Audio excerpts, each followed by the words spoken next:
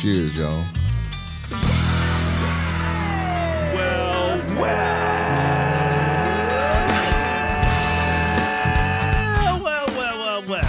That sounds like a party. Welcome, ladies and gentlemen, to this fine radio program, podcast, and video extravaganza known internationally Hi, Mom. as the world-famous Smokin' and Toastin'. Welcome to show number 252. Man, that is halfway to 300. I'm truly amazed that no one has stepped in to stop us. It's pretty amazing. We've been doing this for a long time 5 now. years? I know. Isn't that crazy? That's crazy. Think about how much alcohol we've consumed just on the show. Not even counting outside the show, just on the show. Yes, I'm so complaining about that. Yeah, I know. You seem to be having a hard time. I need to have a with talk with the boss. Yeah, that's good. We'll try to set that up for after the show. Well, welcome to show number 252. We are brought to you by MyCigarShirts.com. Great and fun and interesting shirts for cigar lovers on the web. You can find them, oddly enough, at MyCigarShirts.com. That's MyCigarShirts.com. That's where it's you can found at find them. MyCigarShirts.com. Believe it or That's not. amazing. Yeah, talk about having a name that leads you right there. I like that they have comfy T-shirts. Yes, they do, and they started under $20. So they're You know what? It's getting time. Do we have some new? it's going to be hoodie times. Yeah, there are new things? hoodie designs on the way. Nice. So that'll be fun. Well, welcome to the show today. We will be talking about something that everyone should be up to speed on: the 13 types of whiskey that you should know. 13 types. So did you know of there were whiskey. 13 types of whiskey?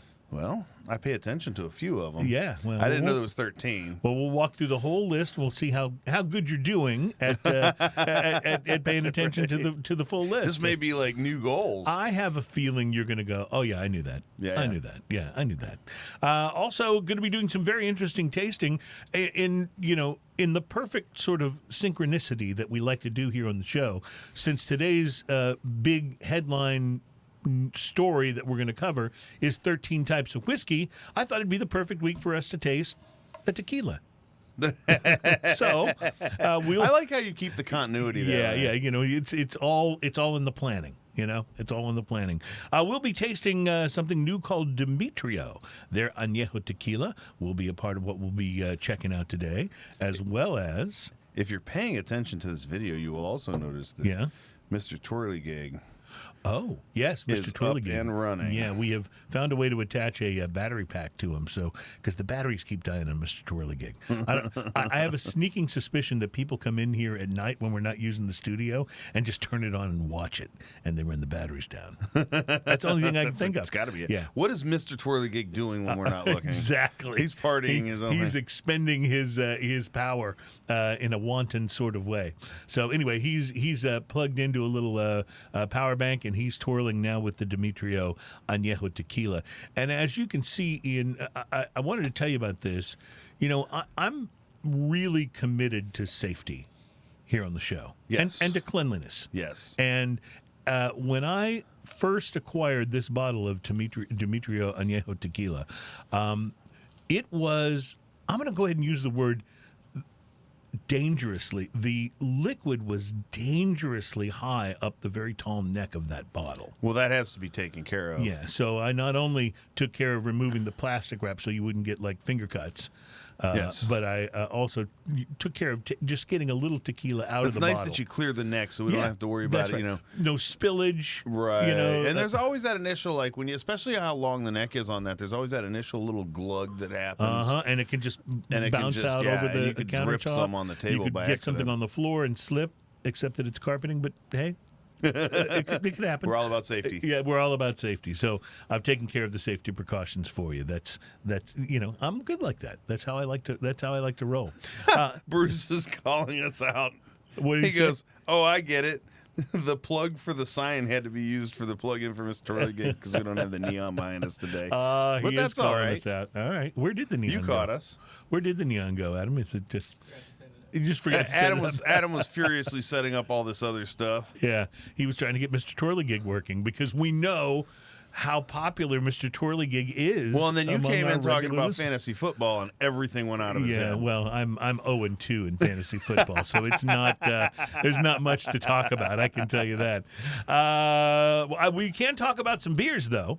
We're going to be tasting something that, as far as I know, is brand new. I saw it for the first time. Actually, my wife found it at the grocery store at HEB and brought a can of it home. It is Yangling's Flight, which they hail as the next generation of light beer. Oh, so I saw this on a tap yesterday, but I didn't try it. So it's going to be interesting because last week we had the Untitled Art ultralight beer, which was clearly designed to go at Michelob Ultra. And we'll talk about this more when we get to the can, but this appears that they're kind of targeting that as well because it's very low in calories and carbs. Yes, I would have tried it, except for right next to it was the 11 Below Oso Bueno. And so I know, there's some things you I mean, just come on. some things you just have to allow to happen the way they're meant to happen. which is a funny play in words because it's called Oso Bueno, but Right. OSO like a like a bear. like a bear, and Yeah. it has a bear on the thing. I love it. From Victory Brewing Company in Downingtown, Pennsylvania. I used to live in Bryn Mawr, Pennsylvania, which is, a hop, skip, and a jump from Downingtown. But more importantly, I was introduced to the entire Victory line of beers that I didn't existed know you ever lived in at that Pennsylvania. time. Yes. I was in Bryn Mawr So in when the I was suburbs very of Philly. young, I lived in Sewickley, Pennsylvania. Oh, no kidding. Yeah. Okay. Well, Just outside of Pittsburgh. I never picked up the Pennsylvania accent, but I learned to recognize it when I hear it. With the word yuns. Yeah, and Worder. Worder, yeah. But in any case, we are going to be tasting a new brew, as far as I know it's new, from Victory. It's called Brotherly Love, and it is a hazy IPA. Love that So already. we'll be trying that out. And then we return to a specialty brew from Firestone Walker, one of our definitely favorite breweries. We have their 2112, or I'm sorry, not 2112. 2112. I started thinking, well, okay, so the beer is called Parabola, which is also a Tool song title. So I started thinking rock and roll, and then instead of reading 2021, my brain went 2112 because I was thinking of Rush. Yep. So anyway, it is the Firestone Walker 2021 Parabola Vintage Number 12 Imperial Stout. So that's easy for you to say. yeah, and easier to drink, I have a feeling. So we'll look forward to that. So it's this year's Parabola Vintage, and it should be interesting. Parabola, it's not just Parabola. a Tool song anymore. Parabola, do do do do do. Right. No, that's Phenomena. Do, do, do, do. I knew where you were going with that. That's pretty good. Drinking News is on the show today. Our Drinking News teaser headline. I thought this car looked familiar. Now, that's very vague. We'll just have to get to the story when we get to it. Have you ever lost your car? I have not. Well, for how long? I have a buddy of mine that lost his car. Actually, a couple times. He was convinced it was stolen, so he called the police and he parked it around the block. I've never done that. When he was drunk. I've never done that, but I have been unable to locate it in the place that I parked it a time or two, including one where I decided that it was the universe telling me I needed to take a taxi home anyway. And I went back and found it the next day. But man, at one point in time, I needed a vehicle, and I bought a black SUV. Mm-hmm. You know how easy that is to find in a parking lot? Oh, yeah, good luck with that. For the first month that I owned it, I just had to walk around a parking lot hitting my key fob. Yep, I've done Where it. are you? I've done it. We promised you this last week, and we never got to it, so we will today for sure. 6 New England breweries that you may not know about, but probably should. Right now. And apparently, there are shortages. This pandemic thing, as far as I'm concerned, has now gone too far. I'm pretty much over it. I think we should quit this pandemic I thing. think everybody's over it. I was out last week and was at this big gathering of people, and it seemed like nobody was bothering to wear a mask anymore, despite the fact that the numbers are where they are and all that kind of stuff. But now the pandemic, as far as I'm concerned, has gone too far. Now it's affecting the availability of alcoholic beverages. Ooh. Yeah. This is going to be a problem. This is going to be a problem because, let's be honest. No, that's the wrong button. I knew that wasn't what you were going for. No, I was going for. It won't stop. There you go. alcoholic beverages are the only way we made it through the pandemic, as far as I'm concerned. So we can't get to a shortage of them now. We're not done. Yeah, So, this is the wrong time for a shortage of that going. So, However, there are a lot of locals putting out stuff. So yes, there are. Go buy local. So we have all kinds of things to talk about today. It's been another whirlwind of a week for me, but I did have time to stop and smoke something interesting, and I'm guessing perhaps you did as well, huh? Yes. I had a feeling. I stopped by Casa this morning. I had me a feeling. I haven't been over there in a little while. I said hi to Steve over there. He's super nice, holding it down. I was asking what was new, and he pointed me to this brand new, just came out, Aging Room Rare Collection. I think I saw something online about that, but I have not had one. Yes, I had I picked out the Scherzo size, which is a 5.5 by 55. Mm-hmm. The Aging Room is made by guess who? Rafael It's Nodal. made by AJ Fernandez. This one's made by AJ? Yeah, well, I mean, it's Rafael Nodal, but it's made by AJ. Okay. Well, I'm sure it was really, really a difficult thing to smoke. This is a Nicaraguan Piro.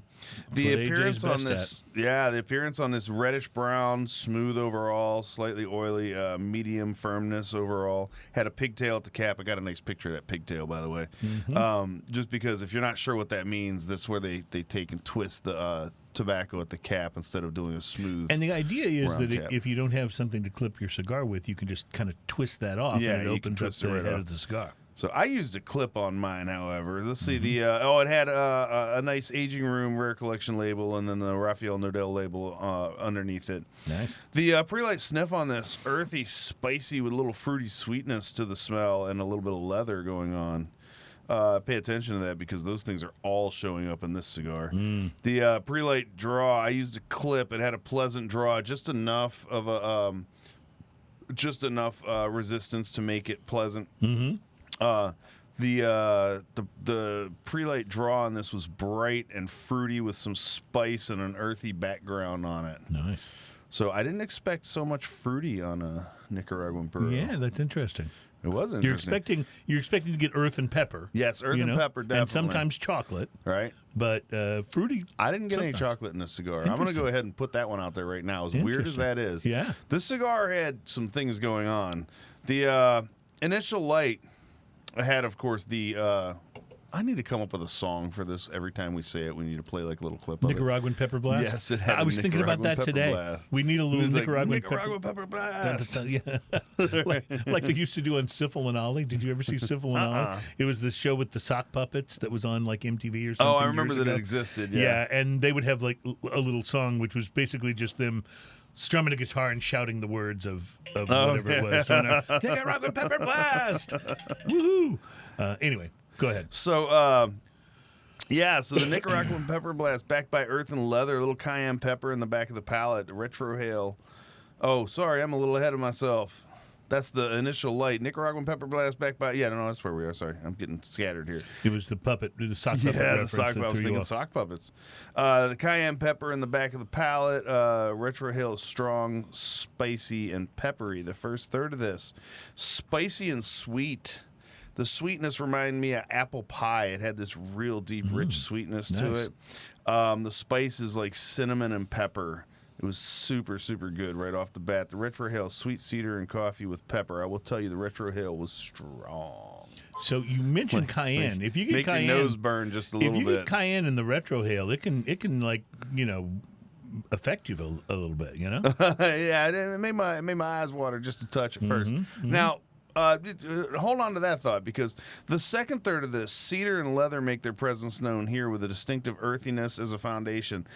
Pepper and spicy apple pie remains in the background. The retrohale is sweet cedar and coffee backed by pepper and cinnamon. The retrohale actually got a little calm down on it. And became very pleasant. Like I enjoy the retrohale on a lot of cigars. Like that's a huge part of a huge part of the flavor. And man, the retrohale on this just became wonderful. The last third of the cigar, a run had developed. I took a picture of it. Oh, very interesting. This run actually was a pretty sizable little run down one side of the cigar. The construction from AJ and from aging room. I mean, both generally quite Fantastic, good. usually, yeah. And so, but here's the deal: the run developed, and then I touched it up, and it was fine. Like literally one touch That's what up, you would hope for. and it was fine. So it was the perfect, like, best case scenario when that happens, because it was a pretty good side of the cigar that it started happening on. I just didn't let it get super far either. The cedar is very prominent here in the last third of this, backed by earth and sweet fruity flavors. Pepper and leather play around the palate with a slight tanginess. The retrohale is creamy cedar and chicory coffee. By the end of this, that burn had gone back to like almost perfect. Just being almost straight, yeah. huh? I mean, it was literally just a couple moments. Interesting. And then it went back to almost Well, perfect. I don't mind tending a cigar a little bit as long as it doesn't become so much tending that it kind of detracts from If the it's enjoyment. distracting, yes. Once, maybe even twice, if all I got to do is go, shh, Yeah. I don't think about that so much. So I didn't mark anything off of this cigar. Now, keep in mind, the cigar was $15.60. Oh, yeah. Okay. This is not a cheap cigar. Yeah, no. This is a super premium, and in that, this is double the price of a lot of cigars that I enjoy. It's just about double the price of even like a Bella Artes or something from AJ that's quite good. Yes, and it was double the good. Really? It was, this whole cigar, like, I mean, I don't know if you could pick up from what I said through here, but the flavors were right up my alley. I enjoyed everything about this cigar. The retrohale was absolutely fantastic. It gets a solid 5. For a $15 cigar, that's On a $15 cigar. Yeah, that's it gets something. a solid 5. It's worth every penny. Buy this cigar. And this is like priced at almost what you'd call a special occasion cigar. And what is the name of this one again? This is the Aging Room Rare Collection. Rare Collection. Okay. Yes, and it was I got to go get one. absolutely fantastic. I love it. enjoyed it so much. I love when you have that cigar that's just like one that's just really outstanding, and you go, "Oh, that was Now, so, I will tell you, kinda this above the pack." This comes in strength-wise at like a medium to medium plus, maybe almost full at the very beginning, but a medium to medium plus. This is also a spicy cigar. If you're into super smooth and creamy cigars, this might not be the step you want to take. But if you like something with big flavor, and I was just wishing that I had a nice, like a rye whiskey or something that would just go with it really well. Something with some The spiciness, cinnamon and some of those right, things in there, and maybe a little chocolate flavor in the whiskey would have paired with this in a beautiful, beautiful way. Little Angel's Envy rye, like the Yeah, bottle I got oh, man. from someone That for stuff's so Christmas. good. Yeah, it is. So It really good. is. So, well, that sounds like it was really awesome. And so, speaking of. Speaking of really awesome, really awesome. thank you for my show beer, by the way. Oh, you're right. How is that, by the way? I know we haven't reviewed it, but This it's the Oktoberfest Oktoberfest. They spelled it ACHTOBER. from Eighth Wonder, Oktoberfest. which is a local It says brewery here. Oktoberfest, and then underneath it says OKTOBER Fest. Oktoberfest. So Okay. They had it both ways. they're like, just in case you're Yeah, confused. right, exactly. So it's good though. It's quite good, actually. It's quite a quite a I delicious. didn't get any, but I Marzen. made a quick run into Specs yesterday and noticed that the Guten Tag Guten Tag. is back from St. Arnold. So I think that's a seasonal That's now. great. It's Is it a seasonal? wonderful. They had it for a while. I didn't don't they? know if it's around all year. I didn't see a lot of it last year, so and that's a go-to for me. Like It's the Guten Tag is wonderful. so good. Yeah, it's wonderful. Well, I tried something interesting. You went with a bigger cigar. I went against type for me and went with what I thought at least was going to be a lighter cigar. I decided to smoke the Kristoff Shade Robusto. Now, I might have been able to pick up just from its appearance and giving away the the punchline here, this didn't turn out to be nearly as light as I thought. I think if you put the word Kristoff on a cigar, it starts at medium. Well, that should. I don't know have that they given- actually make that anything should have lighter given than something that, right? away. But this is a shade cigar. It's a lighter. I smoke a lot of Maduros and bigger cigars, Nicaraguan cigars with Criollo wrappers and things like that. So for me, this is a little bit lighter. But if you were to compare it to, say, a Monte Cristo White or a Rocky Patel Connecticut, it Right. was a darker wrapper on the cigar. So that was the first the first clue I had that maybe this wasn't going to be exactly what I was expecting. The Kristoff shade was renamed and rebranded a while back, at least according to Cigars International. They say that it was formerly known as the Britannia Reserve, but it's now called the Kristoff Shade Grown. And I did not get one from Cigars International. I got this from the Humidor at Specs. So anyway, the wrapper is darker than you'd expect for Connecticut shade, but it is using a Connecticut shade wrapper that's grown in Honduras. Even though it's a little bit darker, it is a Connecticut shade wrapper. And the shade-grown Robusto features a Dominican binder and aged Nicaraguan and Dominican filler tobacco. Pre-light on it was earthy, notes of vanilla and some spice. And it also had a pigtail cap, which you can see in the photos. But I did the same thing as you. I We're clipped like pigtail twinsies today. It did have a shaggy foot. Those always take a moment or two longer to get lit properly, but it lit up just fine. It always messes me up when you have a shaggy foot or a closed foot. It's hard to tell what the draw is going to be. Well, exactly. that's right. And you're trying to detect the flavors on the pre-light draw, and nothing's coming through. It can make that a little harder. There was a little bit of black pepper on the palate when I lit this up, but not a lot. It was definitely not the Nicaraguan pepper blast. No Nicaraguan pepper blast. In the first third, there really wasn't a single dominant flavor that took charge. It had flavor, but there wasn't one thing in there that kind of stood out among all of it. It had earthiness, it had dried fruit, and it had a little bit of a creamy flavor, which you might expect from a Connecticut shade wrapped cigar. The most important thing, though, to note here is if you are looking for a milder Connecticut shade type cigar, this is not it. So don't use this as your intro to lighter cigars. It's fully medium bodied. It's not too strong, but strong enough that I know most of my lighter stick friends would probably find it to be a bit much for their palate. Second third developed some minerality, a little bit of nuttiness, and more creaminess. The construction was pretty decent on it, although at about 3/4 of an inch long, the ash mistook my little Bluetooth keyboard for Ian's shirt and went diving for it. And so I had to stop and clean up the mess. And then when I went back to the cigar, I noticed it was starting to leave a little bit of a black pepper tingle on my tongue, which I really like that when cigars do that. Pepper developed into the most prominent note by the final third. I vacillated between being happy about that because of the flavor and being a little disappointed at finding just a tiny bit of harshness. Not a lot, but a little. The shade Robusto, a very rustic cigar. It is definitely not the prettiest girl at the dance. How should I say this? It made me expect from the look of it that there might be some construction issues with it. It was pretty rustic. But I didn't have any at all. The cigar burned well once I got the shaggy foot going, and it didn't need any touch-ups. I enjoyed the Kristoff Shade Robusto, but if I'd been expecting a really lighter, Monte Cristo white type cigar, it would have really thrown me off. Overall, I liked it, had fun smoking it, and I would recommend it for people who like medium-bodied cigars for sure. It was a little longer than a lot of Robustos, and that was nice. Smoking time was just a little under an hour. At $8, I'm going to take a half point away for that little bit of harshness.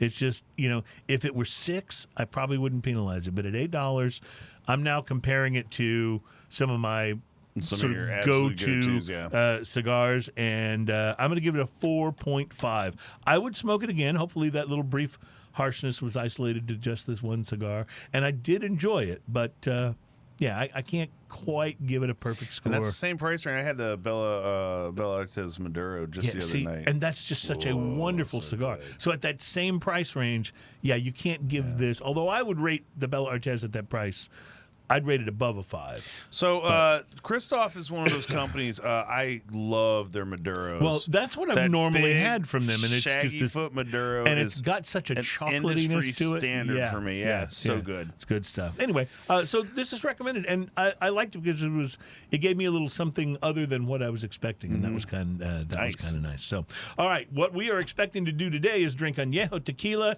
and who knows, maybe a little bit of light beer. The next generation of light beer from Yangling. Next generation. Yeah, that sounds pretty Star all-encompassing. Wars. Yeah. Oh, it does. Yeah.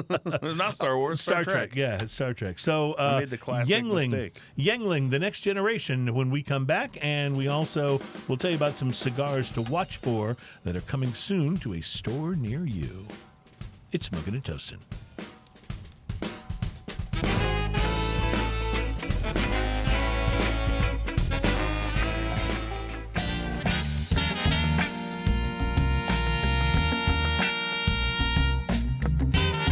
Welcome back. It is Smoking and Toasting. We are so thrilled to have you guys all gathered around with us today as we do show number 250. What did I say? 2? Is it 252? I moved off of my... It's easy. Just take 300 and divide it by half. You get 252. 252. That's where we are. Well, anyway, welcome to the show. We are glad to have you here. I want to apologize both to Ian and to our listeners and viewers for buying, once again, by accident, the weeniest cups that we've ever used on the show. They are those ones with the little shot glasses. I totally did not mean to do that. The ones with the little shot glass thing in the middle. I was at Specs, and I hadn't even thought about buying cups, and I was like pulling into the checkout aisle, and I saw a package of cups sitting there, and I was like, oh no, I forgot to get cups. These look good. I'll get them. And it wasn't until I got them home that I saw that they're the ones with the little, I don't know, what would you do? Like you're putting a shot in your beer? Is that what that's for? You've done this before. I know. And we basically had to work our way through that allotment of cups. So today you'll have to pour in and around the center there. I'm going to make it difficult. I'm going to pour it directly in the center only. I knew you would. Thank you for that. You know, sales of wine, beer, and liquor soared during the pandemic, not surprisingly, because many of us took to nightly cocktail hours to try to make it through this thing. That sounded great, by the way.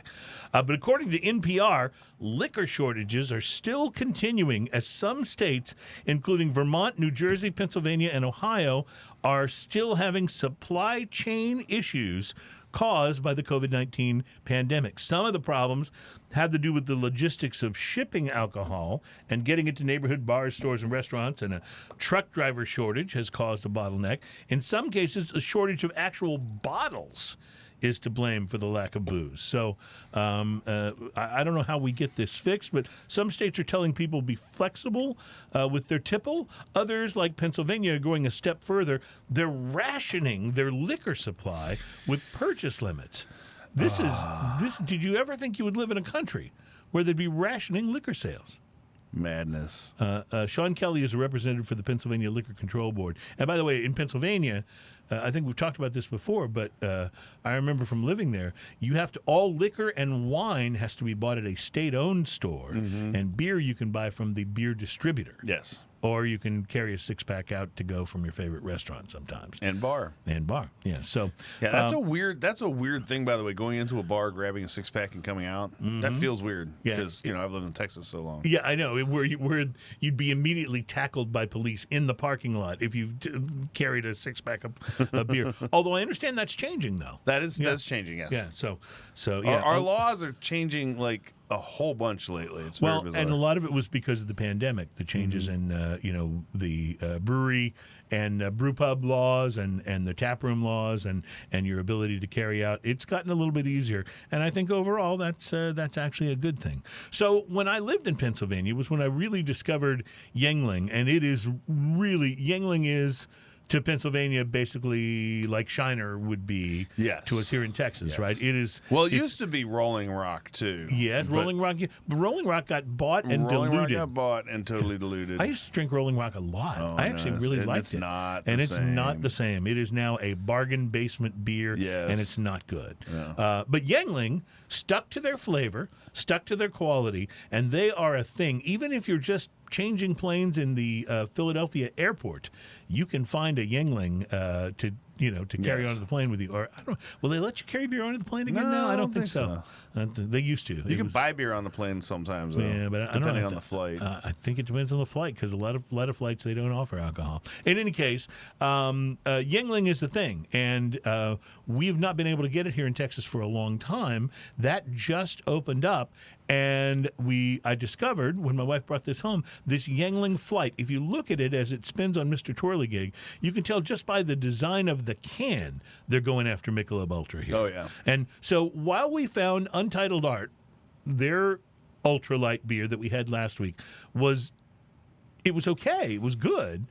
But it didn't have as much flavor as we were hoping it would have, right? It was near odorless and flavorless. We're hoping from Untitled Art but that there'd be we more. also decided when you're drinking a beer like that is intentionally low carb, low calorie, those kind of things, okay, that you also have to put it in some perspective, meaning Absolutely.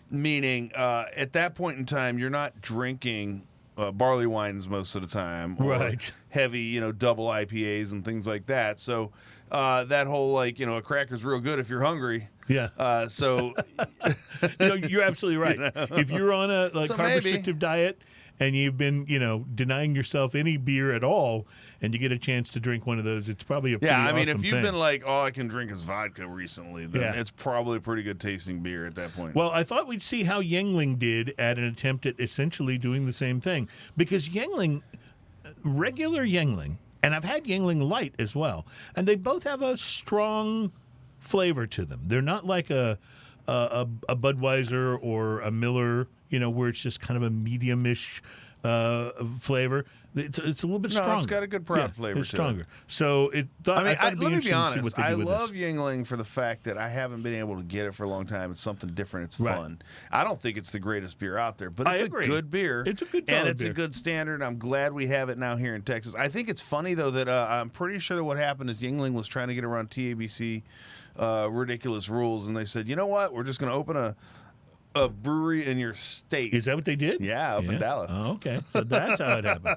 All right. Well, that makes sense. So, because I know, like in Florida, you can get it. In Alabama, you can Yeah, get it. So, yeah. there's a lot of different. So lot yeah, of they different opened places a where you can brewery get up in Dallas area, and that's why we now have Yingling everywhere. I remember, And it's being met, I think, with a huge, tremendous response around here. Yeah, Everyone's trying it. All the bars have Mm-hmm. it now, like almost instantaneously. This has a slight bread, bread bready quality? kind Yeah, of kind of nose, that- Mm-hmm. nose to it. I haven't tasted it yet. But I'm about to do that. So let's try. I'm going to stare at you while you taste it and see what you think. You're not making the bitter beer face.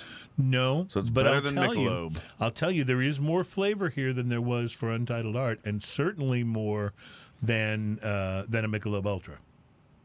There's It's a really pleasant sweetness to this. I think that they went on the side of, instead of making it super crisp, which it's not lacking in kind of that crispness, crisp yeah. refreshingness, but instead of making it super crisp with bitterness on the end, I think they went with a little bit of sweetness on the end that I actually kind of enjoy. Yeah, I kind of like I this. still think this is, well, it's less flavorless and odorless than some of the previous ones we've had. It's not bad. We may have to do another light beer blind taste test. We haven't done one of those in a while, and there's so many of them out now in so many different.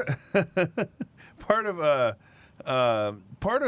thing about Yingling too, like this particular Yingling is it has some of that signature malt that you get in The the Yingling where malt. you can kind of taste that pedigree, so to speak. I think it has more flavor than the others that we've If tried. you poured this 16 ounces into a glass for me, I would probably drink it so fast that it would be dizzying. But It's drinkable. would you take this over Untitled Art? Yes. Yeah, I think I Yes. would too. And certainly over Michelob Ultra. I mean, I think if we were comparing this one side by side with Mich Ultra, we'd have even better things to say about the Yingling Flight. Yeah, this is not bad. Ian, grab that can because I can't quite I can't quite read it from here, and tell me about the calories and the carbs and the ABV. This is 2.6 carbs, 95 calories. I'm curious. Hold on. 2.6 for a 16-ounce can. Not bad. Hold on. Or does it say per 12 ounces? Well, they put super tiny on there per Yeah. something fluid ounces. I need some kind of like. Yeah, I know. I've noticed, by the way, the older I get and the tougher it is to actually see, the smaller the restaurant. I can't read. The They put smaller it the so restaurant tiny. menu print seems to get. So. Per 12 fluid ounces, maybe. Yeah, that's probably right. Well, whatever it is, it's not a lot of carbs. It is a 16-ounce can, but it does say I think per 12 fluid ounces, 95 calories. But they put that so small on it. Come on, guys. Own it. Just freaking own it. I don't blame them for going there and doing it for a 12-ounce comparison, though, because people are used to comparing it to Michelob Ultra and others that are 12 ounces. First off, the people that are looking for that aren't going to be fooled by the fact that you're making it super the print small. Like that's just okay. Come on, Yangling. Yeah, that is probably true. That being said, not a bad beer. No, I don't think it's bad for at all. what it is. It's 4.2% alcohol by volume. This I'll take on a little more. This on a summery day. Which we're having days that would be like Pennsylvania summer out here. Yeah, it really is. It really is. Has been very nice here. For I don't think it's gotten above 85 in the last few days. I know. And I mean, Texas, I'm about to get a jacket. That's a thing. I know. Last night, I was leaving rehearsal at about 11:30ish, and one of the guys in the band was like, "Oh man, it's kind of chilly out here. I shouldn't have worn a tank top." And I was laughing. I was like, "It's like 70 degrees." I know. It's so true. It was super nice. When it's 80 degrees in some of the northern states, 80 degrees in Pennsylvania, people are dying. Like they're like heat alert, heat advisory. Stay in your homes. And whereas down here we put a jacket on when it drops below 70. Don't wear your wool underwear. Yeah. So I just want to point out we have a Liliana Rodriguez has given us a tequila report. She says tequila non-scientific report. According to the manager at Total Wine at Holcomb Boulevard near her house, the best-selling tequilas at the time in their location are El Padrino Blanco, San Mateus Reposado, and Cazul Reposado. I'm sure the sales varies depending on the store location. I would think, to be totally honest with you, I would think the best-selling tequila would always be Jose Cuervo and Patron. You'd think. You would think so. It might be that they're talking about a different level maybe of tequila. More premium tequila, perhaps. Tequilas. Yeah. Well, it's interesting. I noticed actually when I went and bought this bottle that we're going to be tasting today that tequila prices have definitely gone up. When I first started buying the Skelly Anejo, which is still one of my favorites, it was about I think it was $48 the first time I bought it. And then it was $52, $53. It's now like $58. It's almost a $60 bottle of tequila. It's climbed up. And it's really good. I want to say that it's worth it. But as I was going through, and for the purposes of the show, since we're sipping, I'm more likely to get us an Añejo to try than a Reposado. Yeah, we're not Blanco. mixing and stuff like that. Yeah, right. But the añejos are getting expensive. Yeah. I mean, I'm looking at añejos from brands I've never heard of, and their añejos are $80. It's like, wow. Yeah. Or more in some cases. So it's like, okay, well, when you start pushing up into the price range of Reserva de la Familia, you better be able to deliver. Better produce. Some and I think what's tequila. happening too is in the industry, like especially like tequila, since tequila was traditionally not that expensive, even for the better tequilas. You used to be able to get like super premium tequilas at $50, and outside of something that's as crazy over the top as Reserva de la Familia. But I think what's happening is due to the popularity of it, I think the companies are realizing that people will pay more for it. And it's making me hope that this is not going to happen to rum. Rum is one of those other genres of liquor that I think this is definitely going to happen. Well, we saw it happen to whiskey for sure. It happened really first, I think, to whiskey, where the interest in blends and single malts and single casks and all of that started driving the average prices up. And I think there'll have to be a bubble though, because truthfully, tequila and rum both, they just don't have to age as much. Well, that's true. That's true. And that makes it less expensive because you're not holding on to your stock for 12 years. And I was also thinking about this. Or 8 years. If you go out and buy a 6-pack of your favorite beer, I do that sometimes. Between $10 and $15 probably for a 6-pack, depending on what you buy, where you get it. Right? Most premium 6-packs are $10, yeah. And then if 10, you get something 11. That's a little over top, yeah. Right. So you go out and you buy that, and now you've got 6 beers. Now you might drink all of those at one sitting, but chances are you're going to have a couple and have some left over for later. Right? my wife and I are really fond of this one particular sparkling wine, which in my brain I think is pretty affordable because our favorites are like, $40, $50 and above. Right. But, so you're not springing for that all the time, right? Right. But we have this one that we buy regularly when we can find it that's around $15. And we open it up, and between us, we drink the whole bottle that night. Well, if you buy a bottle of tequila or rum for $40, that's going to last you a lot more than one night. Yeah. That's going to be with you for a little while. Even my wife's favorite, the pineapple rum from Plantation, that's about a $28 bottle. And, even if we're both kind of like working on it, it'll last a week or two, So that just, I guess what I'm getting at here is that even with premium spirits going up a little bit, they're still probably the best buy. Does anyone out there the know off the alcohol top world. of their head how many shots are basically in a bottle? Well, I guess your shot, your average drink is what, 2 ounces, right? Depends on the size of your shot, but you got 2 ounces, so you can do the. And how many ounces is 750 milliliters? Somebody, Wiki Brian, they can got to probably make this confusing, don't they? Wiki Brian can probably So figure how that many out for us. drinks are in an average Right. 750 mil? And while we're at it, how many licks does it take to get to the center of a Tootsie Pop? Well, according to the owl, it's 2. Oh, yes, that's right. And I think the slug line on the commercial was, "The world may never know."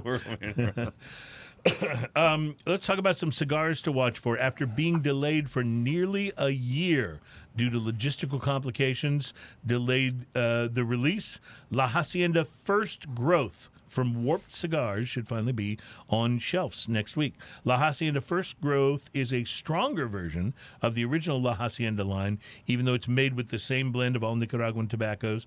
Corojo 99 for the wrapper, binder, and part of the filler, and Criollo 98 also in the filler. The main difference is that First Growth uses the higher priming leaves off the tobacco plant for some added strength, and they include a bit of ligero. So that will always jack things up a little bit. I want to pause that for a second. We have some updates here. So through a few, we got Wiki Brian and Bruce all chiming in here. So 25.361 ounces and 750 milliliters. So that's roughly 25 shots. Bruce says no, but that's ounces. So if a shot's 2 ounces, Bruce says they used to say 26 shots. No, a drink is 2 ounces, but a shot is 1 a ounce. shot is 1. Okay, gotcha. Yeah. So a drink is like So you'd get ounce and a half to 2, right? 2 ounce pours, you'd get 12 shots. Of 1 ounce pours, you get 24. Right. So if you're doing 1 ounce pours, That's 24. that's 24 drinks. If you're cutting it, like let's say for instance you're doing 1.5 ounce shots, you still got 16 going out of there, or 18 or whatever it is. Do the math. We're halfway to 300. I'm good at math. Exactly. But yeah, it does tell you that'll last you a bit longer than that bottle of champagne that might have been the same exact price, but it'll be gone tonight. Hey, I was pretty right. He said approximately 17 1.5 ounce drinks in a fifth. So I had it surrounded. So that when you parse out like the price of a 6-pack at 6 drinks for $10, and then you look at 17 drinks Yeah. for $40, that's it's a little more expensive, but it's not. Yeah, it's not breaking the not much, bank yeah. more expensive if Exactly. you're paying that much. Now, if you're buying stuff that's $30, you're only getting more bang for the buck. But All if right, sorry, go ahead. But if you buy a $30 bottle of wine, it'll be gone tonight. Right? Oh, 'Cause wine doesn't keep. Tracy Bruce says you got to remember not to count the overflow in the neck. That has to be taken care of to keep everyone safe. That is a very good point, and I'm glad you brought that up. That's the That's best. a very, very good point. That's So, the best. So I was mentioning the La Hacienda First Growth cigars. They are 4 inches by 50 ring gauge, described as medium to full bodied. They only come in this one size, $8.95 a piece, and they are made in Nicaragua at the Aganorsa Leaf Factory. So you can look for those on shelves next week. A new limited edition La Gloria Cabana brand from Forge Cigar Company will be arriving in October, and it is named after its proprietary hybrid wrapper. It's called La Gloria Cabana Criollo de Oro. The cigar's wrapper is a genetic cross. They've done this at the science level. Science! They scienced the shit out of the cigar. They did. It's a genetic cross between Criollo 98 and Pele de Oro tobacco varietals. And the Pele de Oro has a very distinctive flavor. It sure does, yeah. The line was a result of cross-pollination between these two types of tobacco seeds, and they were then planted in Mao, an area of the Dominican Republic with a microclimate that's well-suited for tobacco, and they called it Criollo de Oro. It's a sun-grown wrapper draped over a Connecticut broadleaf binder and a mix of Honduran and Nicaraguan fillers for a strength level that they're saying is medium in body. They're made that's a step down for them. Yeah. They're made in the Dominican Republic at El Credito. It's a step down, but without, I think, losing any of the sort of flavor intensity. Yeah, step down in strength. Because when I see Gloria Cabana, I just immediately think full strength. This will be following other La Gloria cigars which were released earlier this year, such as the La Gloria Cabana Spirit of the Lady and the Medio Tiempo. So I have not had either of those. So I haven't either. I got to go on a little La Gloria Cabana shopping spree here. Man, I found that La Gloria Cabana Serie R Maduro. Mm-hmm. I've been enjoying that. That's a great cigar. Yeah. That is a great cigar.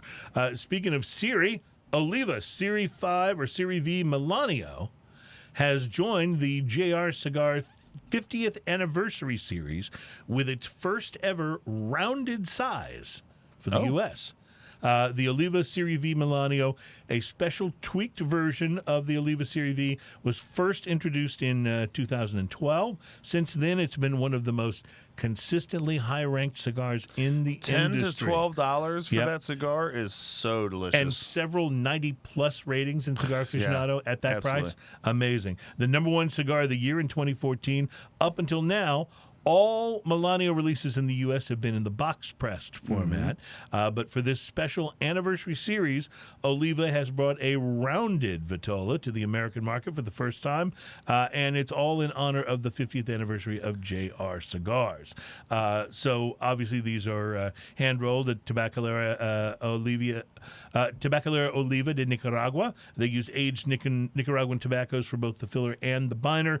It's a 6x5 Toro, $15 per cigar, and you can only get this one online at JR because it's part of their special thing. Oh, I'm going to have to go on there and get some. You and I may have to talk about splitting a box here, my friend. That does sound pretty darn good. Those are so good. All right, so there's some cigars to watch for. Keep an eye on them at your local tobacconist, or in the case of the special Serie V, you might look for that at JR Cigars online. All right, let's take a break. We have more to taste when we return, including, my friends, a Victory Brewing Company Brotherly Love Hazy IPA from Downingtown, Pennsylvania. And we have these funky little cups to taste it in. Funky little cups. We will be right back. You mind grabbing me that beer so I can put it on Mr. Twig?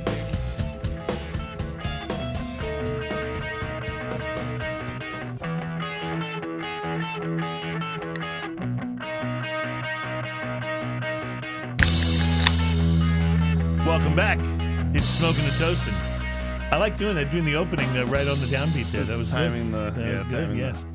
I find that I do that. I'll be like doing dishes or whatever, and subconsciously I realize I'm kind of banging them around in the sink to the rhythm of the song that's on. It's kind of a sickness, actually. At least that's what my wife to the beat refers of to the it as. rhythm of the. Oh wait, sorry, I was going somewhere else with that. To the beat of the rhythm of my heart, is that or the drum? It was the rhythm of the night, right? Beat of the rhythm of the night. Yes, Gloria Estefan. Is that Gloria Estefan? I think so. I think it is. All right. Welcome back. It is Smoking and Toasting. We are here on show number 252. We're halfway to 300, and we're really darned happy about it. And, Ian, I mentioned that I used to live not too terribly far from Downingtown, Pennsylvania. I had a chance to visit the Victory Brewing Company, but almost more importantly, whatever they put out, you would always find available at the beer distributors. And, of course, because you had to buy a case at a time, it was making a big commitment to Victory. You had to like it. Yeah. So, but fortunately, their beers have all been very good. This is their attempt at a hazy IPA, and it's called Brotherly Love, which is what Philadelphia is called, the city of brotherly love. Yeah, so it's nice. It's got the hops in the middle there, like the keystone, Right. on top of a rainbow arch, and then you've got a couple different non-committally colored hands, Right. holding. Which hands. I like that. That's basically saying accept whatever. And then and they're both making peace signs. Says Victory Brotherly Love. Victory Brotherly Love, and it's a hazy IPA. Now, Victory's IPA, the Hop Devil, Yeah. is one of those incredibly That's a good hop one. forward. It's a good one, but you can put it in the same category as a Stone or a Dogfish Head in terms of how hop forward it is. It'll be interesting to see what their approach to something a little sweeter, a little hazier is like. Across the top of the can, it says Courage, Change, Community. This is 6% alcohol by volume. And while you're tasting this, I will tell you, drink beer, do good. We cultivate hops. And now, through this hazy IPA, we're cultivating a universal sense of human kindness that inspires courage and ignites positive change within our communities. See through the haze and celebrate what unites us all, brotherly love. You know, not for nothing, but I've noticed that during this time when our country seems to be more divided than ever and more like, flung to the far extremes of what people feel and think that they know, the beer companies, especially the craft beer companies, just keep kind of hammering this drum of we're all in this together. Yeah, man. And I love that. You know what I mean? I'm down with that. I really do. I mean, that's a nice message, and I like what the beer is all about in terms of what they're saying. But perhaps even more importantly, I like this beer. I like the beer. It's really quite delicious. You know what this beer is missing? Much lighter than Hop Devil, by the way. What's it missing? An awful aftertaste. Oh yes, they left that out. Oddly enough, They left off. Yeah. This has a sweet, delicious aftertaste. This is fantastic. It's very. They don't describe it as a juicy IPA, and it's not. It No, doesn't they have say a hazy. thicker, juicier mouthfeel, but it has a little bit of that almost citrus juice flavor to it. But here's the thing: you can smell that it's like it smells like an IPA, and it hits your tongue immediately like an IPA, but it doesn't finish like an IPA. It finishes sweet and delicious, Sweet and very crisp for an IPA. Yes, Yeah, that's delicious. I like this. I'm for it. I just found this at Spec, so it is now available at places that stock a decent supply of Victory's elixirs. Speaking of stocking a decent supply, I noticed the little cup in the middle of your cup. Yes, thank you for Was not stocking that filled. up. A quick Victory story, and I know that you like this beer, but my best friend Dave and I are not really fond of Victory's Golden Monkey. I love Golden Monkey. I know you do, but my buddy Dave and I, it's our least favorite in the Victory line, and Dave would always go out and buy. When he lived in Pennsylvania, he would always go out and buy, the cases that you have to buy, but you can get a Victory mix the pack, mix, right. right, where they mix them all up. And so there would be Hop Devil, and there would be their Lager and Golden Monkey and something else. And so he'd buy several of those cases, and he had a beer fridge at his house. And he'd stock it full of all the beers, and then we'd have a party, and at the end, all that would be left would be Golden Monkey. I would love to have hung out with See, you guys. I would should be have a come very on, 'cause drunk person. You would have taken care of it. But for the next, several months, he'd be trying to pawn off the Golden Monkey on everybody, because he didn't want to. Man. He didn't want to throw it out. Didn't want to, but it wasn't what he wanted to drink. So that's always my memory of the Golden Monkey. So when I was in the store last year and saw that Victory now had a double Golden Monkey, Oh, yeah. I took a photo of that and sent it to him and said, "This is what I'm getting you for Christmas." Oh, I've had it. It's good. Oh yeah, it's good. We should have, like so many other things. My taste buds may have changed. I really should try it again because I also didn't used to be a fan of St. Arnold Lawnmower. And the last couple of times I've had one, I thought it was really good. I like Lawnmower. So I realized, but it wasn't one of my favorites. I would always look at anything but Lawnmower. And lately, when I've had it, I'm like, that's actually a really good beer. Yeah. Yeah. So anyway, speaking of St. Arnold, they have, I did not bring it on the show, they have a new, what is it called? Oh, great. I'm so sorry I didn't silence my phone.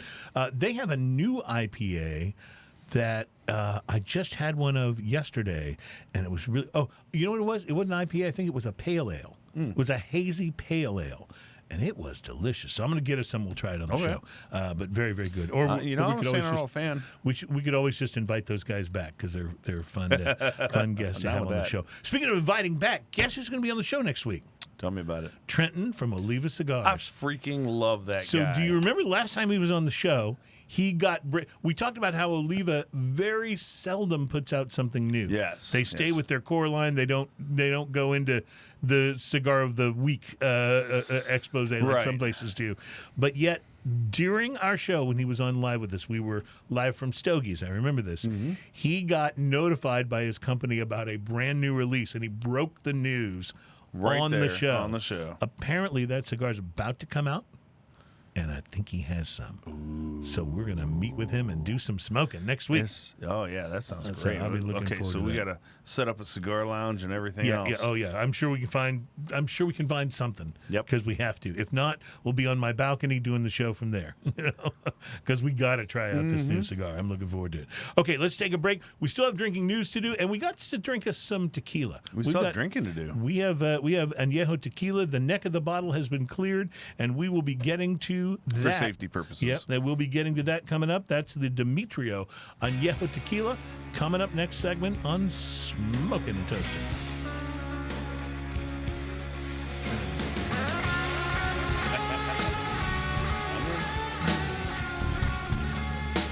Text real quick.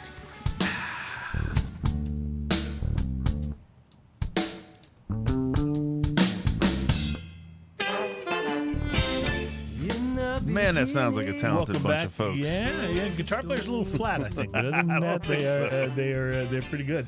Welcome back. It is Smoking and Toasting. This is the program that's all about craft beer, fine spirits, and hand-rolled cigars. We are brought to you by MyCigarShirts.com. Great shirts, new stuff coming out for the fall here very soon. Great shirts for cigar lovers on the web, including sweatshirts and hoodies coming to MyCigarShirts.com too. So look forward to that. It's all coming, and you can all find it at MyCigarShirts.com. They support the show, so please support them. Thank you. It's MyCigarShirts.com because Cigars. yes, sir.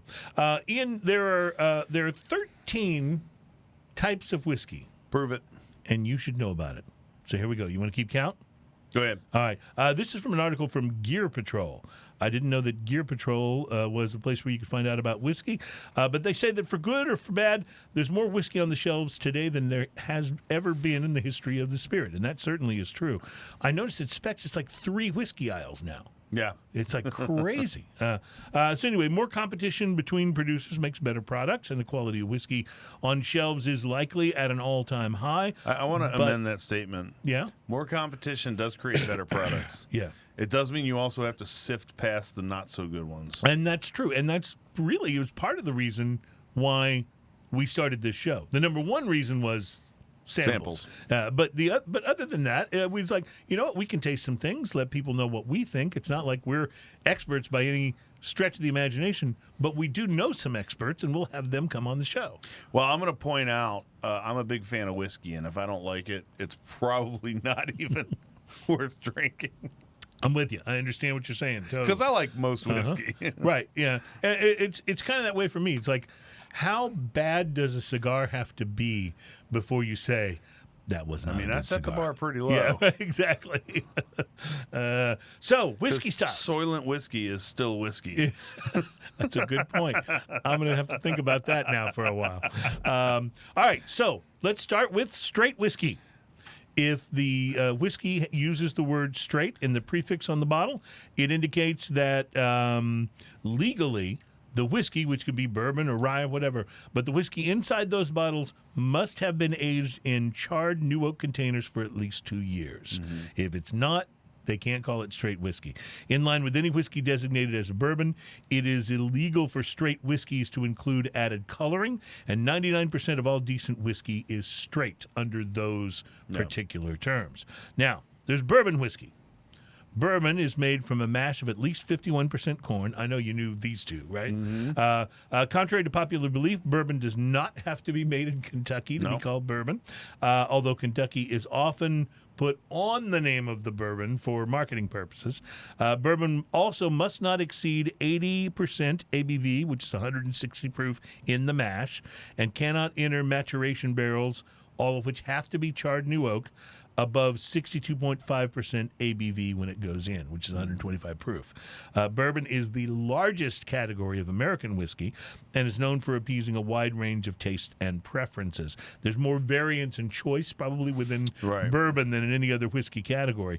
And it was once considered a great value for the money, at least as compared to like pricier, Scotch whiskey. Right. But bourbon prices have been rising pretty dramatically here of late. So they list in the article, they list some favorites for each category, and they didn't do for straight whiskey.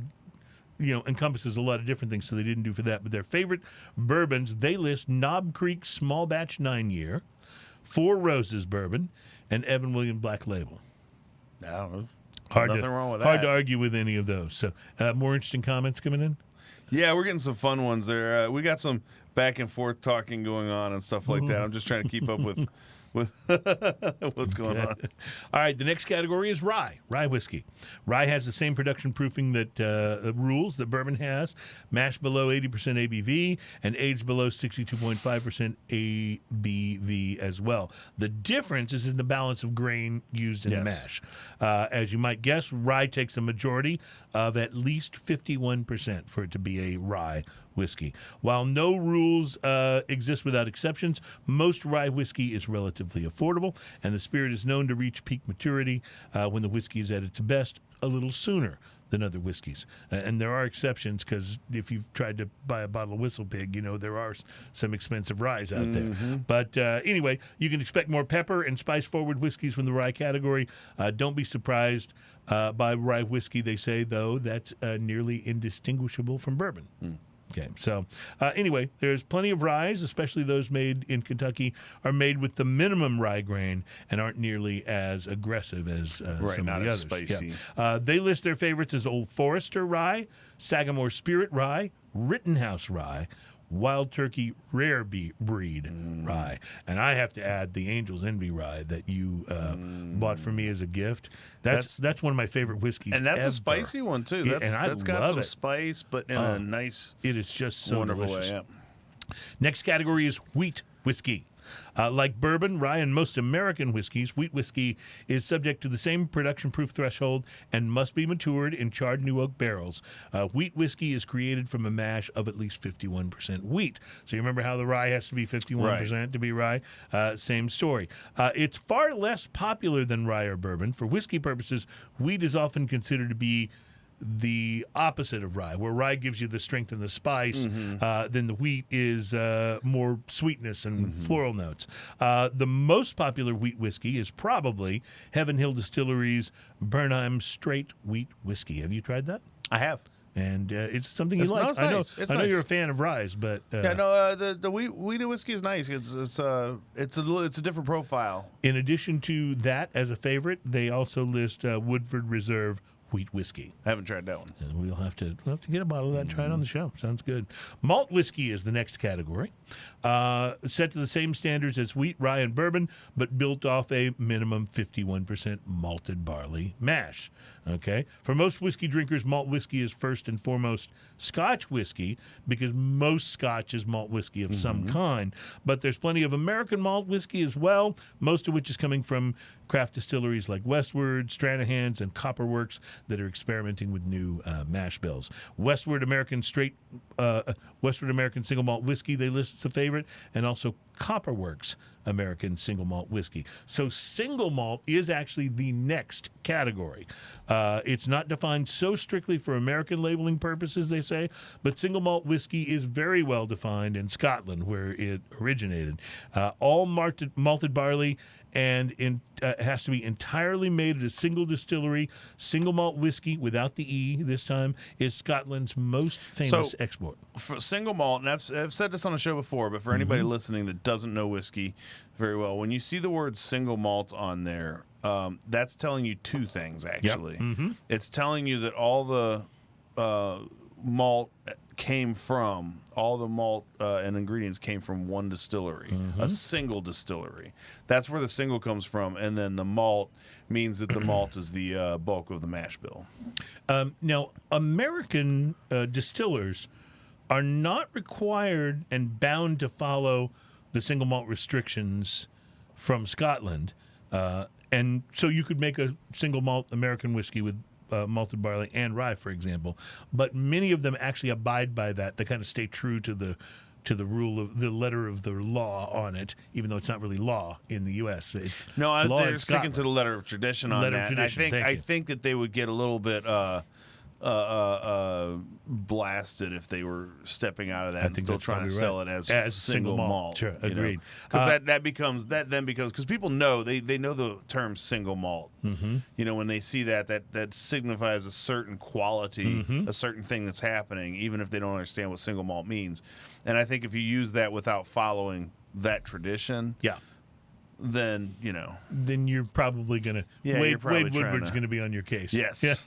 Exactly. Their favorites they list in the single malt whiskey category: Westward American single malt whiskey, Old Pulteney, a 12-year-old, and Lagavulin, 16-year-old.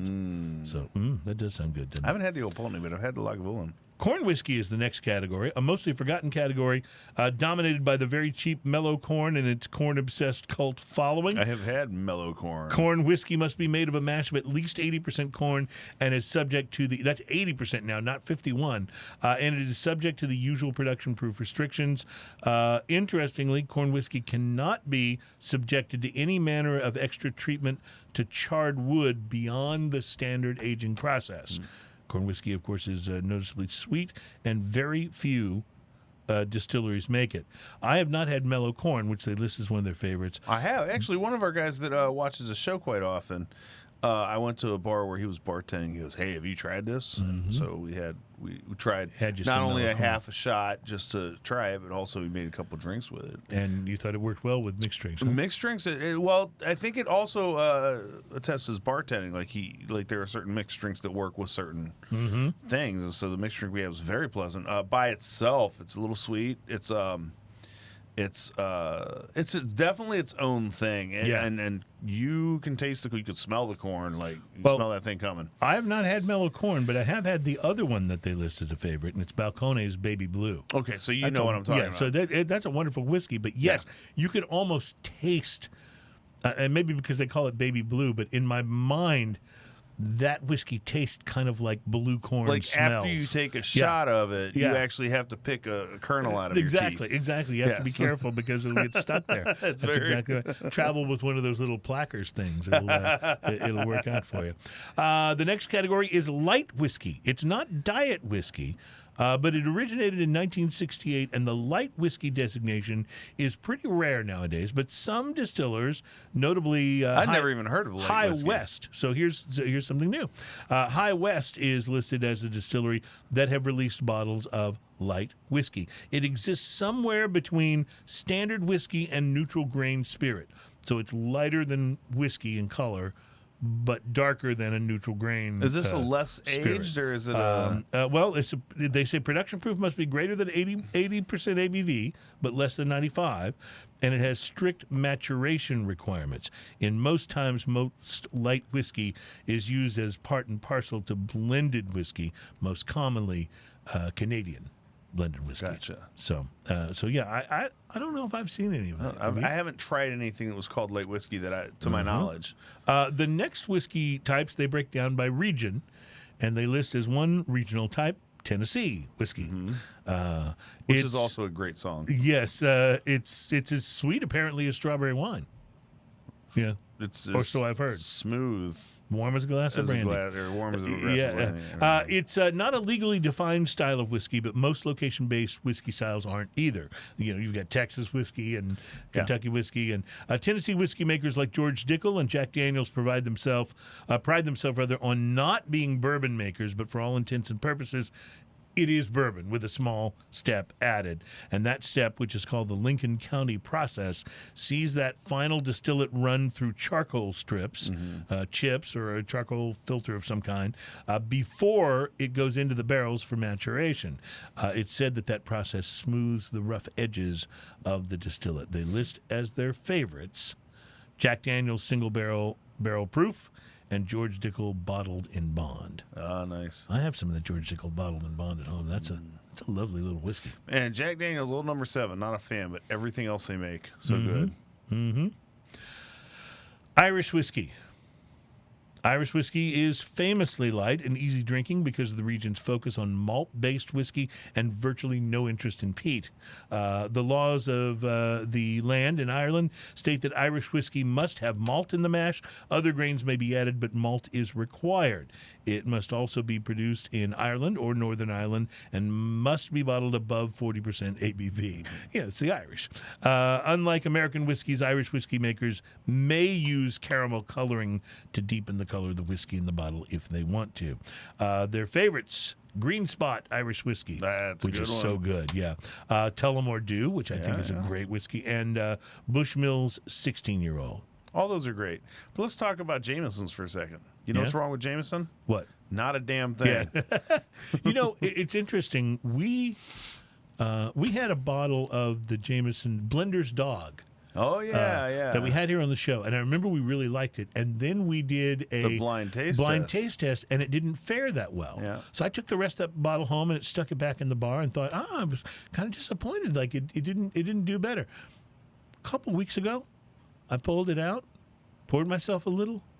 Freaking delicious. I think so. It just goes to show you sometimes in those taste tests, like, I don't know, maybe it's tasting so many things. Well, you get so many. You get a little analysis paralysis, and you get so many different flavors. And then on top of that, when you do a blind taste test like that, especially when you're doing them back to back with as many whiskeys as we had, especially, I mean, you're getting a little flavor blind. You know, I guess that's right. And so stronger flavors are definitely going to start winning, you know, because, oh, wow, I can taste that now, even because I've already tried 6 other whiskeys. So I think that there's a little unfairness to it, but it's still kind of fun to do. Speaking of other whiskeys, the next category is Japanese whiskey. Japanese whiskey make some great whiskey. And some of the makers are making strides to further define the category, but for now it is a little bit complicated. The gist is many whiskeys marketing themselves as Japanese are made, at least in part, outside of Japan. It's done to keep up with demand and lower costs, but the real cost of it is a lot of consumer confusion. As far as distilling methods and ingredients are concerned, legitimate Japanese whiskey shares a great deal with Scotch, but because the rules are more touch and go in Japan, there's a little more room for creativity. Japan's larger distillers may blend dozens of malt and grain whiskeys, aged in everything from extremely rare Mizunara oak casks to sherry butts to ex-bourbon casks, and therein lies the trade-off. When made with integrity and purpose, Japanese whiskey is exceptional, but a lack of rules creates an opportunity for some people to kind of skirt the system a little bit, and maybe it's not quite as good. They recommend Mars Whiskey IY 45 and Nika Coffee Grain. Nika Coffee Grain's great. And they show a picture of a bottle of Suntory Whiskey Toki, which is quite good. That's super good. And then we have Canadian whiskey. It's got a little more wiggle room with some classic spirit making no-nos than other designations do, but producers can use coloring and add flavoring up to 9.09% of the bottled spirit and any mix of cereal grains that they please. But because most Canadian whiskey is blended, most finished whiskeys contain some combination of rye, corn, wheat, and malt whiskeys. It, of course, has to be produced in Canada. Canadian whiskey is usually bottled at a lower proof than American whiskey, and that, combined with a preference for malt bases, creates a nice and light drinking experience. So I'm reading into what you just said. Let me paraphrase. Canadians do whatever they want, eh? Yeah, exactly. That's exactly right. They list Canadian Club 100% rye and J.P. Weiser's 15-year. Well, we've had some really good Canadian whiskeys. We've had a show. few, we've had a few. We really have. As a general category, it's not to be ignored. There's some okay Canadian whiskeys out there, and there's nothing wrong with Crown Royal. It's fine. You know, and it's drinkable. It's drinkable with a chip of ice. It's better than Old Number 7. it's better than old number 7, and it's better than that red bottle. Yeah, exactly. That's for sure. Our final category is, of course, Scotch whiskey. It must be made in Scotland, first of all. Can't be Scotch if it's made anywhere else. Other rules that define Scotch whiskey include a minimum 40% ABV, some production proof requirements, and malted barley in the base mash. Scotch producers may use other cereal grains, but there has to be malted barley, or it cannot be called Scotch. They're also permitted to use coloring if they so choose. Although the peaty single malt Scotch is what comes to mind for most whiskey drinkers, peat and single malt are merely popular iterations of the spirit rather than the rules of production. Depending on the producing region, whether it's Speyside or Highlands, Lowlands, Campbelltown, the production method and taste may vary widely. In other words, there is no best Scotch or singular Scotch flavor profile, but there are a lot of really great options. And you might find you like certain regional profiles better than others. Or you may love peated whiskey, or you may like single malt, but not like peat at all. I love peated whiskey, but I don't love it all the time. I don't want it all the time. I agree with you totally. It's an occasional thing. Yeah, sometimes I'm in the mood for that. Old Pulteney 12-year-old, Lagavulin 16-year-old, Highland Park 18-year-old, Viking Pride are the three they listed as their favorite. So we may have to this is another reason to listen to the show. You can write that down. That would be Highland Park 18-year-old Viking Pride. We have to look that up. So that was your 13 categories of whiskey. Do you feel like you got taken to school there? I feel like there's a couple I hadn't even heard, like light whiskey I'd never even heard of before. I think we may have to try some new things. That's what I'm thinking. All right, speaking of trying new things, let's try some tequila. This is the tequila for the show today, and it is the Demetrio Anejo Tequila. I know nothing about Demetrio. This was just that looks interesting. I'll try it. Purchase. Ooh, that was nice. That was a good pop. That was very, very good. I see you're pouring into that little center area just to make it more. Things. I'll pass that one along to Adam. So I hear a woo. Are you getting some the nose. Intense tequila on the nose there? Yeah. All right. Well, this should be interesting. I can smell like the peppery, the caramel. Liliana, have you tried this one? Our resident she said tequila she hasn't. I saw a comment earlier. She hasn't tried this one yet. Well, so she said she was waiting to hear her. Liliana, you will have to come over or come to the show. By the way, anyone that we pronounce on the show to be one of our experts, they should know they have a standing invitation. They can just pop in on the show at any time. Don't tell Chris that, because he still should feel like he's crashing. Well, it's okay. It's all right with me. But anyone that we refer to... Does that make Alan our cigar expert? No. But I was just about to say, any of the experts and Alan Denny are welcome to crash at any time. At any time. I went and had a cigar with him last week. I love that man. He's so fun. Awesome. We actually went up to the Briar Shop. I have never sat down in the Briar Shop and had a cigar. I love the shop. I've sat down and had a pipe in there before. Yeah. But I never sat down and had a cigar in there. By the way, we got a pipe show coming up soon, too. Yes. So how was it just sitting and smoking a cigar at the Briar Shop? It was nice. Yeah. It was nice. So the Briar Shop's a little smaller than it used to be. They moved it slightly down the strip from where it used to be over in Rice Village. It's still nice. It's still the place to go if you want to buy nice pipes in town. You know, they have a nice selection there. They have a great selection of pipe tobacco. I don't know any other shop that has a better selection of pipe tobacco than they have. Yeah, they really do. This smells wonderful. This smells peppery and agave and a little chocolate even on the nose. And a little caramely. Oh, maybe it's caramel I'm getting. Not chocolate. I get a lot of caramel, like right off the bat, a lot of caramel. It's a big round smell to it. Oh, you're making the face. Ooh. So pepper for sure, like you got on the nose, it's there, but it's not like some where you had where it's just pepper is such a blast that you don't get much else. It's very well rounded. I'm getting caramel, vanilla, tons of vanilla. Yep, and even a little bit of a chocolate undertone there.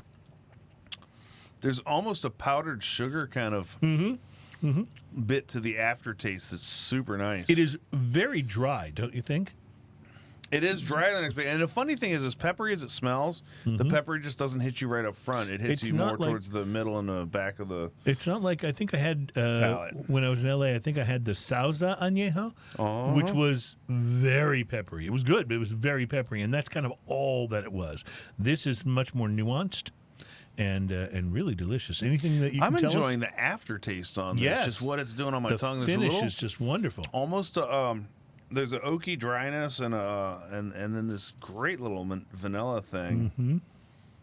The retrohale on it's really interesting. Yes, it is. A little pepper on the retrohale. Well, anything Yeah, that the says on the bottle? retrohale has such a peppery, but nice in a nice way, such a peppery thing going on. Does the bottle tell us anything about it? Produced and bottled in Mexico by Tequila Selecto de Amatitan S.A. de CV. Mm-hmm. There you go. I've exhausted all my Spanish for the week. I won't even be able to say the word no again. Well, No, there's almost no information whatsoever about this. Añejo Pure Mexican Spirit. There's a NOM and a CRT. And that's really it. well, it lets the juice do the talking, and I think It does it's, say consumption of alcoholic beverages impairs your ability to drive a car or operate machinery and may cause health problems. that's an original thing to list. I like the cap, though. The cap's got this nice little yeah, metal very cool. bit about it. Very It's cool. a nice looking bottle. It's interesting that they have like the screened on. Well, I guess it's a clear sticker. Looks almost like a screened on label on the front, and then on the back they have an opaque sticker. Yes. You doubling everything you that aren't- says on the front. You aren't exactly sure which side is supposed to be the front. I think maybe that the Maybe back clear. sticker is something that they put on as an addendum because you have to have the Surgeon Generals and you have to have Yeah, all that maybe. other stuff. So Maybe. it's probably the original bottle design didn't have that. So they said, you know what? Put a sticker on it. You know what? I'm going to tell you, this is a pretty good tequila. It's Pretty nice. It's in the $38 to $40 range, which, as we were talking about earlier, for an añejo is not bad these days because you can very easily tick up into $50, $60, $80 for an añejo. And It's well, interesting I after you dig it. drink it. I don't smell the pepper as much on it, but I do smell the vanilla and the caramel. There's such Yeah. a deep, rich caramel thing going It on. really is almost like a toasted caramel, if there is such a thing.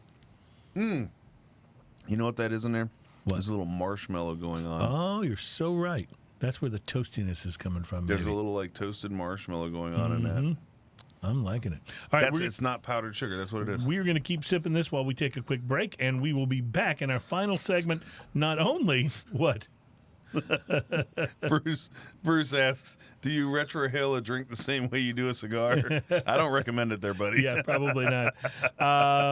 We're going to take a quick break. We'll be right back with drinking news and also with a little Firestone Walker Parabola Vintage number 12 Imperial Stout. We'll be right back. Awesome.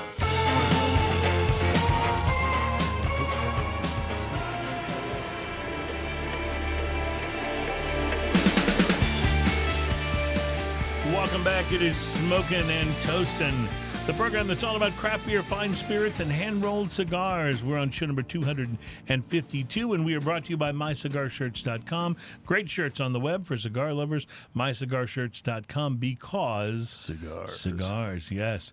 All right, Ian, I think you know what time it is. Drinking news, drinking news. Now it's time for drinking news. Grab a cup while we gather round. Saddle up while we drink 'em down.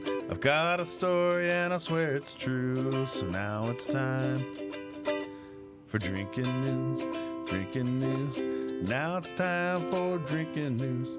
A Florida man with one arm said he had a gator for a pet.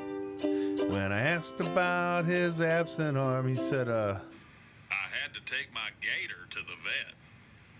Drinking news, drinking news. Now it's time for drinking news. Cheers, y'all. Little Steve Robinson with a deep Texas accent there on the intro. Well, welcome to Drinking News. We remind you casually, my friends, that this segment of the program, unexplainably popular, I have no idea why, but it continues to be popular, and Drinking News is about, well, it's where we bring you stories that... Man, that's more messed up than a rattlesnake and a lawnmower. There you go. It's where we bring you stories that may or may not be about drinking, but always are best enjoyed if you've been drinking. So welcome to Drinking News. A Florida man. Drinking news, drinking news. Now it's time for drinking news. A Florida man who may have been doing some drinking of his own ran into a little trouble this week when trying to sell his car to a Lake City dealership. On Monday, the Lake City Police Department was dispatched to Lake City Chrysler Dodge Jeep, where they were advised that an individual came to the dealership and was attempting to trade his current vehicle for a new one. I mean, none of that seems wrong. Problem was, when dealership employees ran the vehicle's VIN number, they discovered that it was the same one that had been stolen from their very own dealership just a few days prior. Police were able to review the dealership's closed-circuit camera system, which showed the potential customer and alleged thief, Timothy Wolf, actually stealing the car from the dealership. You think you should have probably just kept it, maybe? And Lake City police say after they advised Wolf of his rights, the man admitted to stealing the vehicle from the dealership lot. He was arrested and transported to the Columbia County Detention Center without further incident. He was charged with grand theft of a motor vehicle, dealing in stolen property, and criminal mischief and petty theft. He's currently in a holding cell in Columbia County, apparently waiting for the salesman to come back after checking with the manager to see if he could knock off an additional $2,000 off the car. let me go check with the manager. Okay, I made that last part up. But you know how that goes, right? Yeah. And that is your... Drinking news, drinking news. Now it's time for drinking news. Cheers, y'all. So, by the way, just before we go any further, I did not have a drinking news photo. I did not have a photo of this guy. I looked everywhere and tried to find one. So since we didn't have that, we will, as a replacement, put up this photo of a rock formation that some people apparently seem to enjoy. It got some chatter last time we used it here on the... and I see Adam scooting the photo over in the shape of a viewfinder. proboscis. Yes, and there you go. That is an actual rock formation. That is amazing. And quite a tourist attraction, I understand. It's a... it's a monument of fertility. And that is your drinking news. Well, you were going to say something. Drinking news. That is time for drinking news. So that's a funny one because years ago, guy stole the car and then tried to trade it in. Same dealership. I was teaching guitar at Rockin' Robin, and I had this student. He was an adult, and he would collect guitars. Mm-hmm. And he bought a one-of-a-kind Fender that they were making at the time. Yeah. And one day he came in and he was a little upset. I was like, what's going on? And apparently someone had stolen a bunch of his guitars. He suspected one of his son's friends, because there wasn't really a break-in, but he was missing a bunch of stuff. So anyway, he was missing a bunch of guitars. Well, I walked in a couple days later, and there's a policeman standing there, and this young guy... Like, this kid walked into the exact store where my student Jason bought this guitar. Right. And walked up to the exact salesman that sold him this guitar. Man. And he goes, hey, this was my dad's guitar, and I just want to sell it, and blah, blah, blah. And of course, the salesman is like... Immediately recognizes the guitar. Yeah. He's like, because he'd already found out that these guitars were stolen. And so he's like, yeah, let me go talk to the manager real quick. So he goes in the back, and he comes back, and they're trying to stall the kids. They're like, man, I think this is worth a lot more than you think it's worth. Yeah. So we're going to go look it up real quick. You're going to need to give us a few minutes, but I think it's worth, so it throws out some outlandish number, right? And the kid's thinking, ooh, I hit the jackpot. Like, yeah. Meanwhile, the police come walking in. I love stories like that. Yeah. I really, really do. You know what else I love? barrel-aged Imperial Stout. Barrel-aged Imperial Stouts? And we got some to try, my friend. We are... Twirly Gig is delivering it to my hand. Do you see how that's so works nicely done.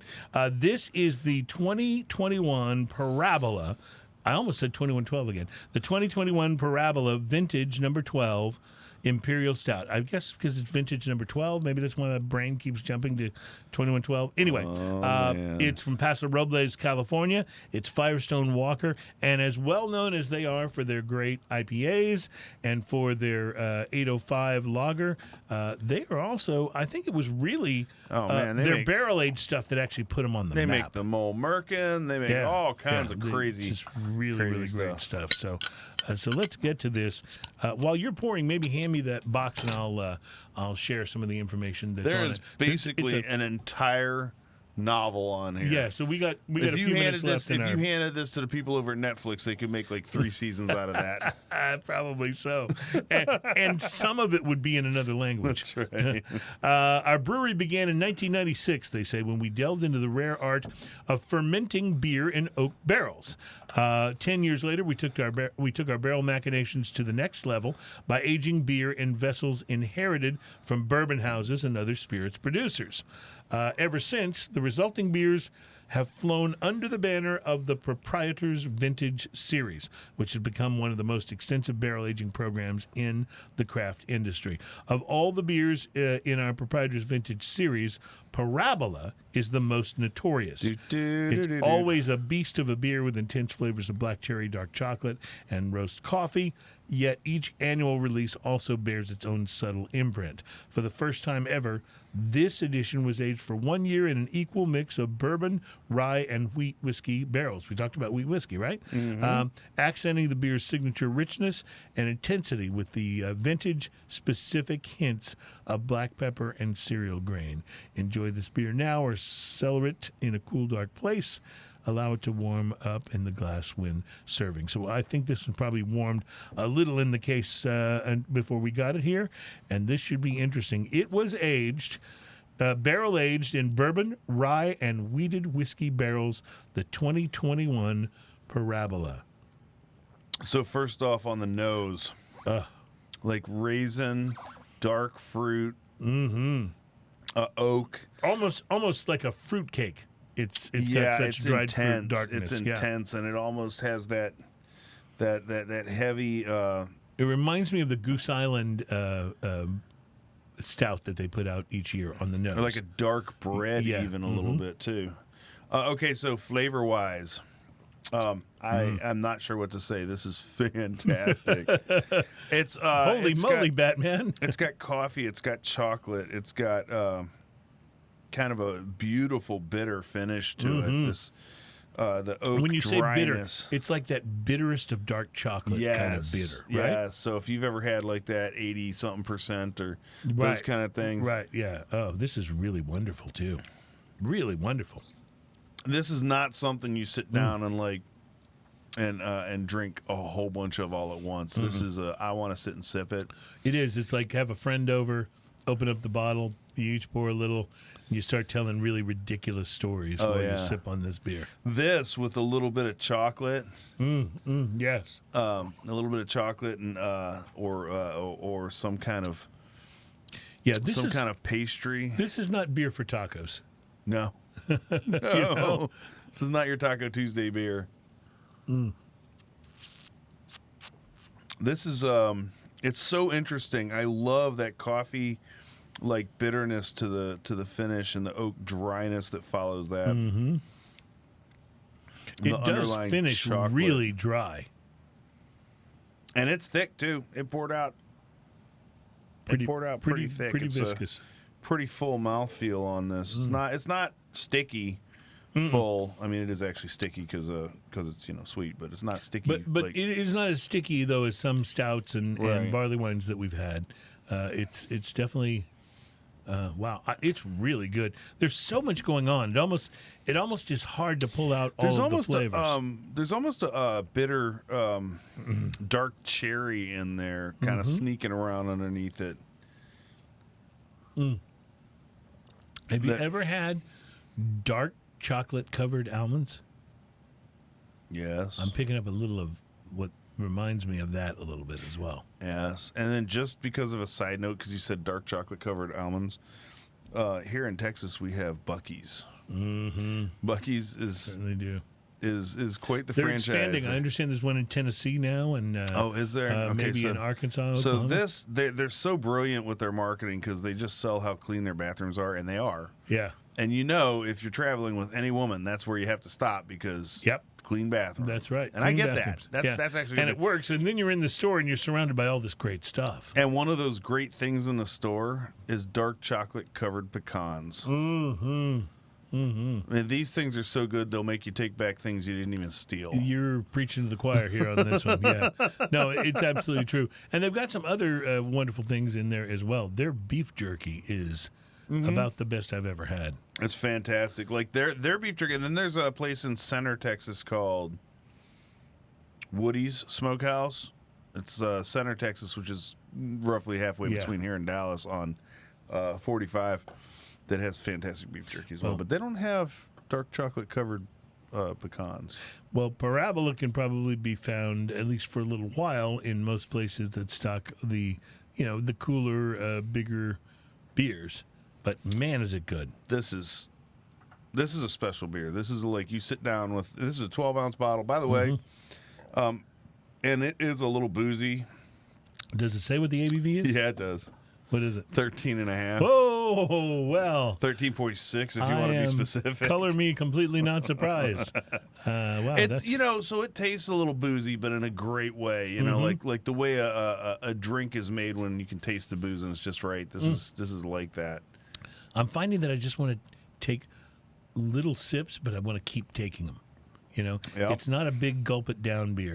And it's warming up as I get lower, and I think I like the flavor even better because it's starting to get more of that chocolatey richness in it. Just from my hand on the glass. The chocolate gets deeper as it warms up a little bit. Yes. Yeah. Very interesting. Well, I'm going to tell you, that is a spectacular beer. Spectacular. Firestone.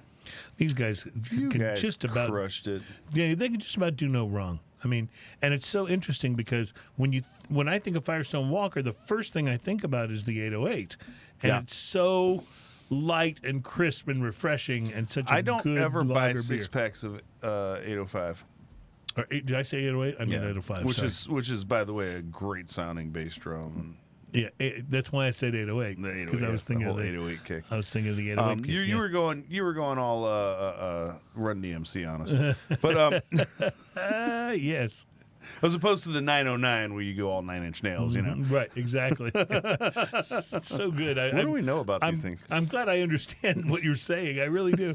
But you were saying about the 805. The 805, I don't buy it in 6 packs.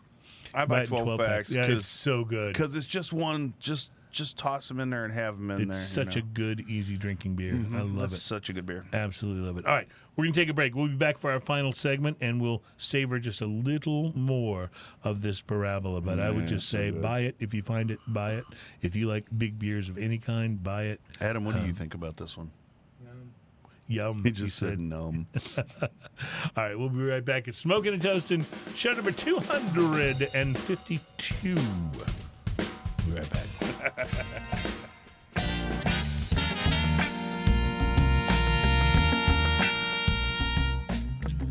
Welcome back. It's Smoking and Toasting, the show that's all about craft beer, fine spirits, and hand-rolled cigars. Those are all good things. Check out our sponsor, which is mycigarshirts.com.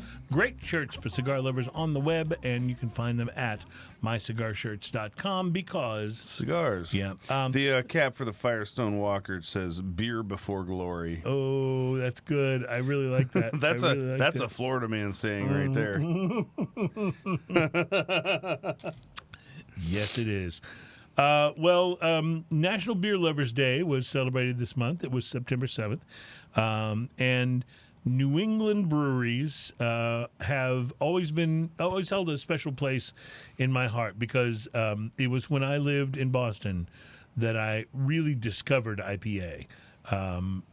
Plenty of people had discovered it before me. I was just late to the party. But in Boston, when I lived there, Harpoon IPA was as ubiquitous as any. I mean, like Shiner here, right, or like Yangling. Yes, in every most bar places, would yeah. have Bud Light, Miller Light, and Harpoon. IPA. And that IPA it's still wonderful, although my tastes have grown and expanded, into loving other kinds of IPAs and other styles of beers as well. But it still holds a very special place in my heart. And then, of course, there was also Magic Hat Brewery up in the New England area, which had the Magic Hat number 9, still a great beer. But after I left that area, all these great clown shoes and all these great little breweries started opening up in the New England area. And now the Providence Journal has recently done an expose on 6 New England breweries you might not know about but should. So for anyone who's from New England who's a listener to the show. Isn't Dogfish Head also in New England? It's in Delaware. In Delaware, okay, yeah, it's gotcha. in Delaware, yes. But for anybody that is from New England who's a listener to the show, tell us if they're getting these right. And for anyone that is But Bruce going says to seems visit, like they have a National Beer Lovers Day about once every 2 or 3 months. it just has a slightly different name, He said, which is okay. Yeah, which works for me. We forgot we had it 2 months ago. Let's have it again. Stone Cow Brewery in Barre, Massachusetts. Stone Cow Brewery is located inside a barn on a 1,000-acre Carter and Stevens farm in Barre, a 5th-generation dairy farm that's been operating since 1938. On its website, Stone Cow warns that many of its beer styles sell out daily. Daily. Yes. So they urge people to call if you have your heart set on a particular style. Some of their current brews include an apricot saison, a coconut porter, a hibiscus soul ale, and several IPAs. Also on site is an ice cream stand and a weekend barbecue. Dude, let's go. I mean, seriously, there's nothing that just described that doesn't sound good. In Providence, Rhode Island, is Long Live Beer Works, focused on creating hop-forward craft beer as well as stouts and sours. For the summertime, they did a beer garden residency at Grant's Block, an outdoor space in downtown Providence. Its permanent location is on Sprague Street, where it moved in 2019. Current beer offerings including a Fading into Autumn IPA, Taco Night Dark American Lager. That sounds good. Ratifa Biscuits Pastry Stout, and a Blood of a Frozy Fruited Sour. Blood of a Frozy? I don't know what that means. I don't know either. But anyway, Frozies are something northern. Like that's something everybody knows about that we don't. Yeah. Earth Eagle Brewings in Portsmouth, New Hampshire, recently opened its second location near Somersworth. They are known for their unique use of herbs and fruit, particularly its Groot-style beers, which are charged with botanicals rather than hops. It is not uncommon to order a beer at Earth Eagle brewed with horehound, dandelion, yarrow, or mugwort. I'm not going to put any of that down until I've tried it, but mugwort. Yeah, I just want to say. They also have a fruit menu of a dozen plus hot dog varieties. Oh, nice. So, all right. So you had me at hot dog. Athletic Brewing Company in Stratford, Connecticut. They're the first brewery and tap room dedicated specifically to non-alcoholic beer. Everything they make is non-alcoholic. What? I know. Why would you? But I understand. There's a need for it. No, that's I've just never heard of such a thing. That's dedicated to that style. All right, here's what we're gonna do. I got a list recently, and I'm gonna actually look back at my notes here so I can quote the list as Watch it here should for be quoted. foreshadowing. Yeah, I have a hold of a list that is titled 10 non-alcoholic beers as good as the real thing. All right, stop right there. You know what we need to do? Yeah. A non-alcoholic beer Blind taste test. blind taste test. I guess we're going to have to. What's crazy, though, is when we do these I just want tests, to point out it will be one of the more sober moments of my life. it totally will. What's it going to be like doing that show? So here's the thing. Here's the other part of this is whenever we do these taste tests, like I remember when we did the light beer blind taste test, and we've done 2 of these now. When we did those, I remember I went out and bought all this light beer, 6 packs, because you can't buy individual light beers in most places. Nobody right? puts one Nobody Miller puts Lite one on Miller the Lite, shelf yeah. to buy. Although my wife did come home with a single on the Yangling, but that's an exception to the rule. I bought all this light beer, and we did the taste test, and we decided what our winners were. And for months, I had a beer closet full of light beer. So you know what I use macro brews for when they're left at my house? What's that? I use them on my fire on my grill. Oh, see, I use them to cook I have a with, charcoal grill though, so that's Oh, it. yeah, But right. it imparts flavor if you. Does impart some flavor, yes. So what I'll do is I'll let the charcoal superheat, But apparently, and then I'll just pour a little on the charcoal. yeah, and yeah. Oh no, I gives love that that. nice Yeah, it gives barley it a nice flavor. little barley. Yeah, no, I know what you're Barley saying. and rice flavor. That's a good idea. And I suppose that the non-alcoholic beer would do that too. Probably. From what I understand, though, if you think that non-alcoholic beer is all like St. Pauli Girl, think again, because it's getting pretty good. All right. apparently. So I have a variation on that even. Why not we do a couple back and forth, maybe a competition where I pour you two beers, one's non-alcoholic and one is not. Oh, and we try to figure it out. And we try to figure out which one's which. We can right. go back and forth on a few All of right, those. I'm down. Let's do that. So we'll call it the non-alcohol. No, we'll just call it the sober challenge. How about that? Sober challenge. The sober challenge. That works for me. That absolutely works for me. Let me also tell you that Athletic Brewing Company, by the way, Stratford, Connecticut, they specialize in, all they do is non-alcoholic beers. And they recently completed a $50 million funding round, which will lead to a larger East Coast brewery and they are also opening up a 150,000 barrel brewery in San Diego soon. So they're going big time. I'm oddly excited about that. Like, Yeah. I'm oddly excited to see what that is. Because, like, how cool would it be to just have non-alcoholic beer and you show up in a And place have it where taste beer good. is incredibly inappropriate Yes. and you just start drinking your beer? And it's non-alcoholic. I love it. I love it. Yeah. Church. Lucy and Hal Brewing Company in Jericho, Vermont is what they call a nano brewery, which by definition produces less than 15,000 barrels of beer per year. It's brewed in an 1850s house in Jericho, Vermont by a brewer who started in Austria and then worked at Magic Hat as one of its lead brewers. It's slowly winding towards a deep library of carefully made ales and lagers. Doesn't that sound fascinating? A deep library of carefully made ales and lagers. I want to go visit. And finally, the Odd Alewives Farm Brewery in Waldoboro, Maine, named the best tasting room for 2021 by Down East Magazine. They operate a wood fire kitchen, tasting room and brew pub, and a garden that grows exclusively for its beer and food production. They make farmhouse ales with 95 to 100% Maine ingredients. So That's pretty there you cool. go. Yeah. So a few things to check out, my friends, from an article in the Providence Journal. If you are in the New England area or are going to be visiting, like if you're going up for Leaf Peep, which is, I Leaf think, Peep. happening around now, go check out some cool breweries. It'll be a great thing to do. I want to make sure that we, now that we've made it to 252 episodes, as we keep going and keep growing here on this show, you and I have got to just take cameras and phones and just go to more stuff, more breweries, more, We just need to be more those people. humidors. We just need to be those people. I like that idea because you know what it leads to? Smoking and drinking. Yes. Yeah, which we kind of like here. Samples. Samples, yeah. I went by a brewery last week called Excalibur Brewing. It's in Old Town Humble, just north of Houston. And two things there. First off, you know how you buy the beer flights and they almost always have like a paddle that you put all the beer flights on? The paddle, of course, was a sword. Oh, nice. Of course it was, Of right? course it was, yeah. It That's was great. awesome.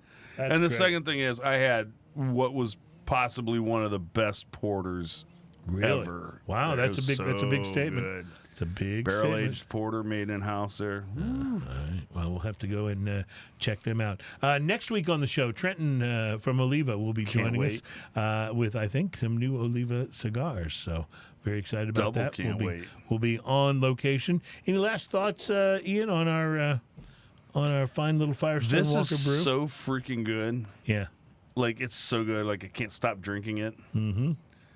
So, yeah, Firestone Walker crushing it again. Very good. Well, lots of good stuff on the show today. I really enjoyed the tequila as well, and this Victory IPA My brain is comes up with fantastic. yet another idea for our non-alcoholic beer Tell me. show. I figured what we could do is we could have a show where all you do is drink non-alcoholic beers, and I drink all the alcoholic beers, and see who has more fun on the show. I'm going to have to take that under advisement, as they say. Yeah. Whenever you give a suggestion to your boss or something, and they respond with, "I'm going to take that under advisement." Oh, that's definitely it a means no. Shut the hell up. So yeah, sure, Ian, we'll get right to that. Yeah, we're on it, buddy. But I did like your idea though of us each pouring each other one alcoholic beer, one non-alcoholic beer, handing it over and seeing. First of all, we'll have can to we try tell? to match styles, Right. First of all, can we tell? And even if we can, how's the flavor profile, right? Should be interesting.